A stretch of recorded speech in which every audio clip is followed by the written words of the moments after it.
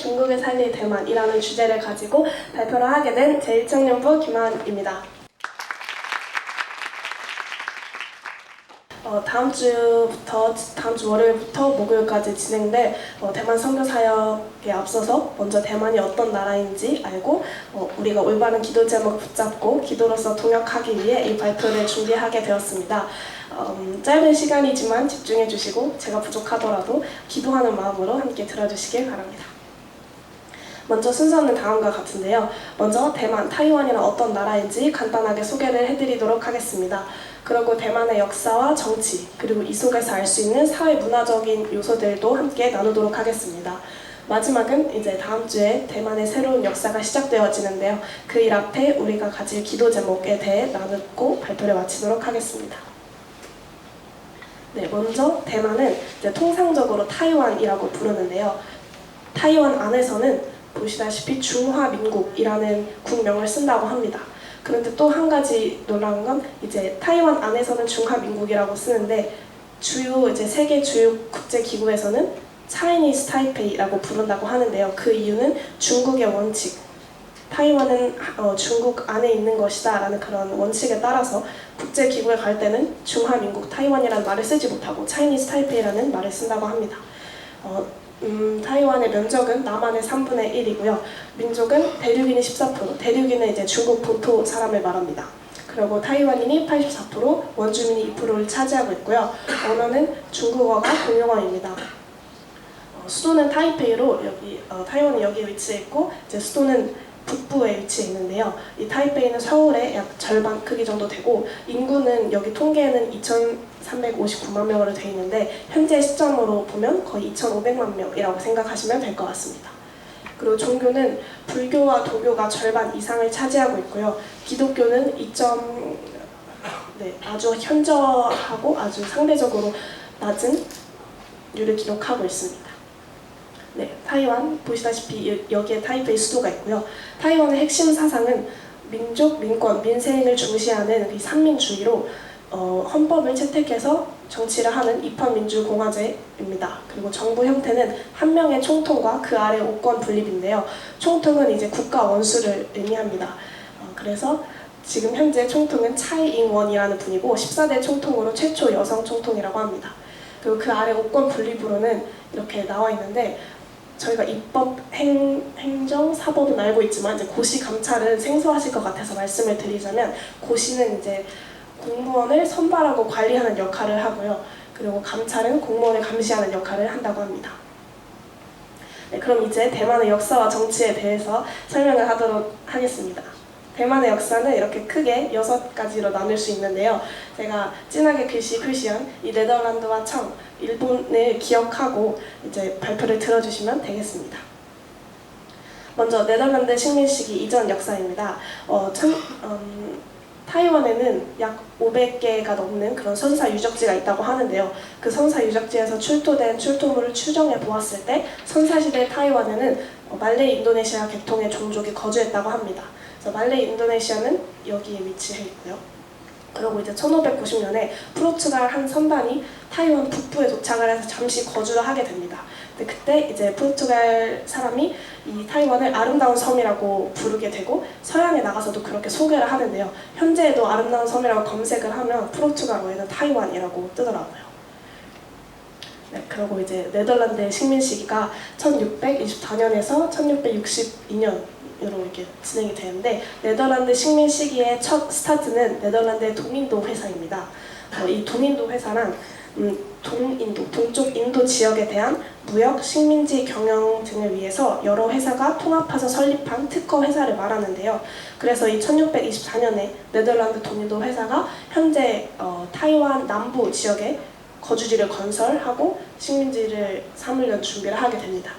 그러다가 이제 1642년 이제 스페인이 네덜란드가 남부에 거주지를 건설할 때 스페인도 북부에 건설을 했었어요. 근데 이제 이때 스페인이 점령하고 있던 북부 지역까지 점령하면서 완전히 타이완을 관할하게 됩니다.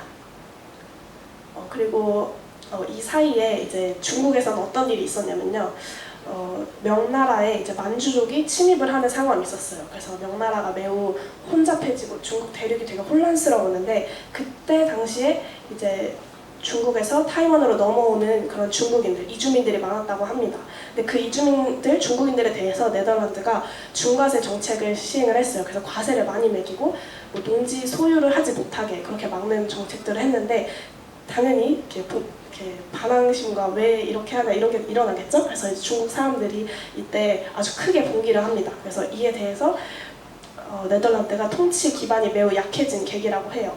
그래서 그 약해진 상황이 있었고 그 상황에 이어져서 이제 1662년에 이제 명나라 사람 정성공이라는 사람이 이제 네덜란드의 잔류 세력을 이렇게 축출을 하고 도읍을 딱 정하면서 네덜란드의 식민 시기는 끝이 납니다. 네, 지금까지 네덜란드 식민 시기 이전과 네덜란드 식민 시기까지 보았고요. 이제 정성공이라는 사람에 대해서 더 보도록 하겠습니다. 네, 이 시기에는 반청항쟁기라고 부르는데요. 이 정성공이라는 사람은 명나라에서 왔고 명나라의 재건을 도모하는 사람이기 때문에 이제 안으로는 이제 사람들을 관리하지만 밖으로는 이제 군대 훈련을 시키면서 청을 대항하기 위해 준비를 했었습니다. 네, 그렇게 해서 이제 여기 보시면 이분이 정성공이신데 타이완 역사에서는 이제 네덜란드 세력을 축출하고 타이완을 개척했다라고 해서 타이완의 개척자 정성공 이렇게 업적을 인정받는 중요한 역사적 인물이라고 해요. 그런데 이제 정성공이 사망하고 그의 아들도 사망하고 그 어린 아들이 집권을 하면서 청나라가 군대를 파견해서 이제 다시 타이완을 점령하게 됩니다. 네, 그래서 1683년부터 1895년까지 되게 길게 청나라 왕조 통치 시기가 있는데요. 이 시기에는 그림에 사진 보시다시피 쌀과 대나무 등 농업이 많이 발달했었습니다. 그래서 농업이 많이 발달하면서 많은 강대국들이 이 타이완을 공략하고 거점화하려고 노력을 했다고 해요. 그래서 이제 청나라가 1822년에 타이완을 22번째 성으로 편입을 하고 성장을 거기에 파견을 시켜서 근대화를 하고 조직 체계를 갖추는 노력을 했다고 합니다. 그렇게 했으나 이제 1858년에 텐진 조약, 청나라와 일본 사이의 조약이 체결되면서 4개 항구를 외국에 개방을 하게 됐는데요. 이름으로써 더 이제 제국주의 열강들은 타이완을 거점화하려고 되게 노력을 했다고 합니다. 그러다가 1895년 시모노세키 조약이라는 것을 체결하게 되는데요. 이름으로써 청나라는 타이완을 일본에 넘겨주게 됩니다. 이 과정에서 타이완 토착 사람들과 그리고 청나라 관리들이 반대를 했어요. 엄청 반대를 하면서 그 사람들이 타이완의 독립과 타이완 민주국 수립을 선포를 했는데요. 근데 이에 대해서 일본은 그 독립의 움직임을 그냥 무력으로 진압해버리고 이때부터 일본 식민 통치가 시작이 됩니다. 네, 지금까지 네덜란드와 청나라 통치 시기를 봤고요. 이제 일본 식민 시기로 넘어가도록 하겠습니다. 일본 식민 시기는 약 50년간 진행이 됐는데 식민 초기에는 이제 저항했던 잔존 세력들을 제압하고 그리고 중기에는 이제 문화 동화 정책을 실시하고 후기에는 신사참배를 강요하는 등 어쩌면 우리나라와 비슷한 역사이기 때문에 비슷하게 이렇게 초, 중, 후로 나누어서 통치를 했다고 합니다. 그런데 여기서 한 가지 신기한 거는 한국과 타이완 둘 다 일본의 식민 시기를 거쳤잖아요. 근데 50년간 일본의 식민 통치를 받았음에도 불구하고 타이완에는 묘한 친일 정서가 있다고 합니다. 그래서 타이완의 수도 타이페이만 가도 이제 옛날 일본 느낌이 날 정도로 뭐 일본 식당, 뭐 회사 이런 게 엄청 많고 사람들도 이제 일본 사람들이 신뢰합니다 이런 거를 되게 입에 달고 살듯이 타이완 사람들도 신뢰합니다라는 말을 많이 한대요. 그래서 이런 면에 있어서 되게 일본 문화가 많이 남아있는 상태인데 어떻게 식민 통치를 받았음에도 이런 친일 정서를 가지고 살아갈 수 있을까 궁금했었는데요. 이유는 2가지였습니다. 첫 번째는 한국에 비해서 훨씬 온건했다고 해요, 통치가.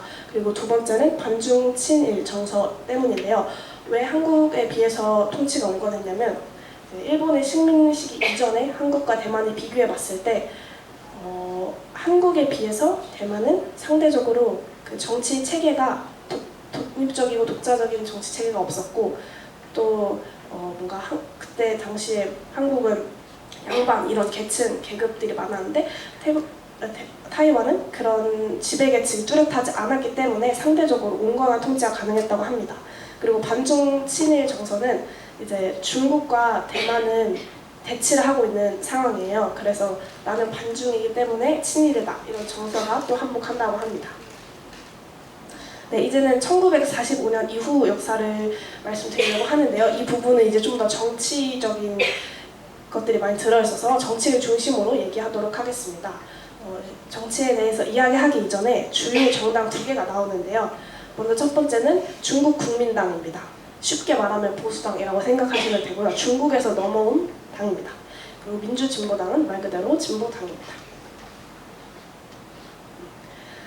그래서 이제 1945년에 일본이 제2차 세계대전에서 패전국이 되고 그러면서 타이완을 연합국에 양도를 하게 됩니다. 그래서 그 이후에 이제 중국에 있던 중국 국민당이 인수 작업을 실시하죠. 그래서 군대도 파견하고 이제 타이완을 이렇게 통치하려는 그런 인수 작업을 실시합니다. 네, 그러다가 이제 중국 국민당이 중국에서 넘어왔다고 했잖아요. 어떻게 넘어왔냐면 중국에 이제 공산당과 이렇게 이념 대립이 있었대요. 근데 그렇게 공산군과 싸우는 그 과정 속에서 공산군한테 완전 패배를 해서 타이완으로 완전히 정부를 이전하게 됐다고 합니다. 그래서 이때 1949년에 중국 국민당이 완전히 타이완에 이주를 하게 되고요. 중국 국민당 이 하나의 당으로 통치를 하는 일당 독재의 정치가 시작되었습니다. 네, 그래서 타이완으로 이주한 그 국민당 사람 대표가 장제스인데요. 이 사람이 이제 타이완에 딱 와서 경제 부흥 정책을 실시했어요. 그래서 이 당시에 연평균 9.3%라는 아주 높은 경제 성장률을 띄우고 경제적으로 엄청 많이 발전을 했다고 합니다.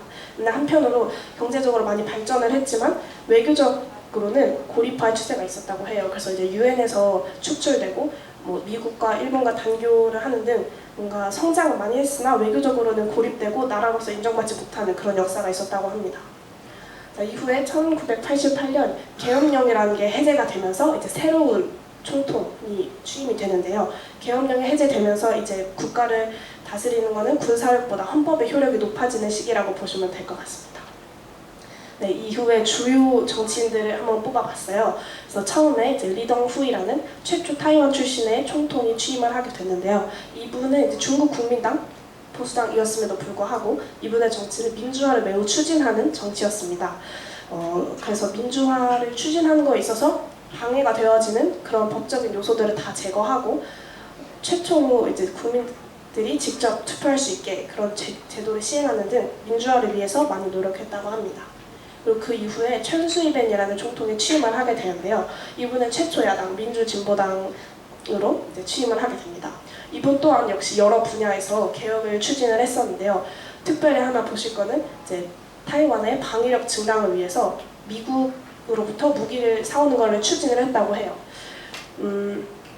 그 과정 속에서 중국은 이제 아까도 앞에서도 말했지만 하나의 중국이라는 원칙이 있듯이 중국은 타이완의 중국 땅이다라고 보기 때문에 이렇게 방위력을 증가하고 뭔가 독립을 하려고 하는 것을 엄청 싫어했어요. 그래서 중국이 그 당시에 타이완이 독립을 추진하면 우리는 무력으로 진압하겠다라는 내용을 법적으로 통과시켰다고 합니다. 그래서 이 시기에 민주진보당이 정권한 시기에는 이제 중국과 아주 긴장 국면의 상태로 들어가게 됩니다.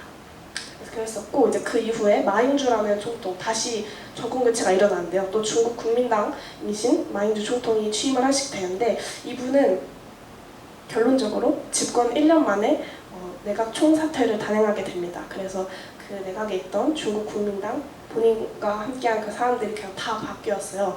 그래서 그런 결말을 맞았던 분이시고 그리고 이제 마지막에 차이잉원이라는 분인데 이분이 지금 현재 총통으로 계신 분입니다.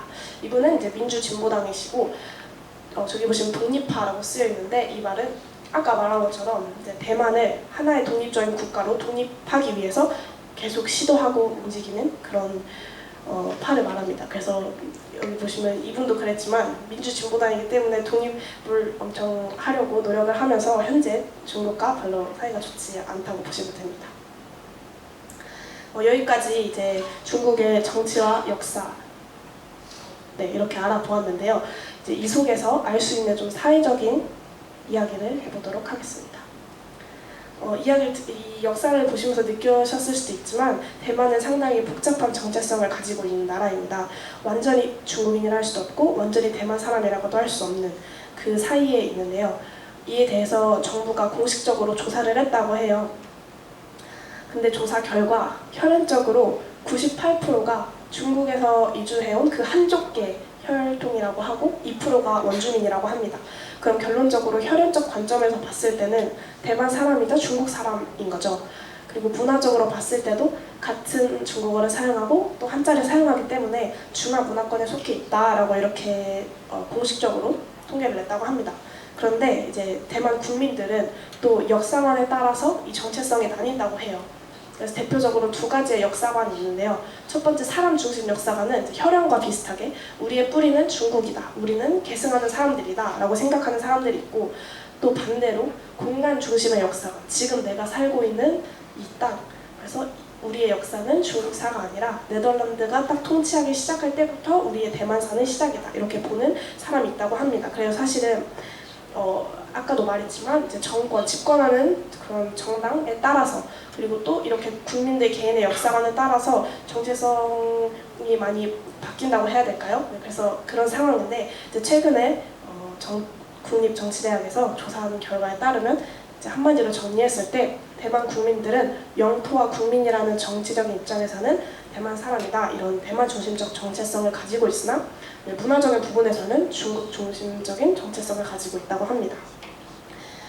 그래서 여기까지가 딱 이제 대만에 대한 이야기고요. 이제 그 다음으로는 다음 주에 진행되어질 선교 사역을 위해서 기도 제목을 나누려고 하는데, 이제 그것에 앞서서 지금 이 대만 사역에 함께하는 청년, 데보라 청년이 지금은 이제 목사님, 사모님 사역에 함께하기 위해서 이 자리에 없는데 딱 가기 전에 저희에게 이제 기도 제목을 부탁하고 갔어요. 그래서 그 기도 제목을 이제 나눌 것이니까 집중해 주시기 바랍니다. 네, 다음 주 월요일부터 목요일까지 진행되어지는데요. 이 타이완 이 지역에서 진행되어지고 북부에 있는 수도 타이페이에서 선교가 진행되어집니다. 첫 번째 기도 제목은 이제 중국과 미국, 이제 강대국들인데 이 강대국들에 영향받지 않고 이제 타이완이 하나님의 인도를 받아서 하나님의 계획을 발견할 수 있도록 기도해 주시기 바랍니다.